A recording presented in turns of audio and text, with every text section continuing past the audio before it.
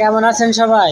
চা খাইতে খাইতে আরেকটা কথা আপনাদের সাথে শেয়ার করি। কথাটা হলো চীনের প্রস্তাবিত হাসপাতাল আমাদের নাটোরে হোক, এটা নিয়ে আলহামদুলিল্লাহ আমাদের নাটোরের সর্বস্তরের মানুষ আশাবাদী, আমিও আশাবাদী। সবাই ফেসবুকে পোস্ট দিচ্ছেন, সবাই অনেক আশা করতেছেন, আমিও 100% আশা করি। কিন্তু আমি একজন ক্ষুদ্র নাগরিক হিসাবে আমি একটা কথা আপনাদেরকে বলি, ইতিপূর্বে আমাদের নাটোরের উপর দিয়ে কিন্তু গ্যাস গেছে, আমরা নাটোরবাসী পাইনি।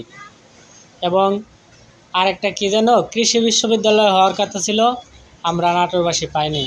তা হতভাগে নাটোরবাসী কি এবার চীনের প্রস্তাবিত হাসপাতালটি পাবো, না শুধু আমরা হতভাগা নাটোরবাসী হিসেবেই থাকবো? আমাদের পূর্বের যে ইতিহাস ঐতিহ্য রয়েছে, একটা জেলার মধ্যে দুইটা রাজবাড়ি আছে, কিন্তু বাংলাদেশের অন্য কোনো জেলাতে আছে কি? নাই। তারপরে আমাদের নাটোর কিন্তু কাঁচাগোল্লার জন্য বিখ্যাত। বনলতা সেনের কথা তো বাদই দিলাম। ভালো থাকবেন সবাই, নাটোরের জন্য শুভকামনা রইল।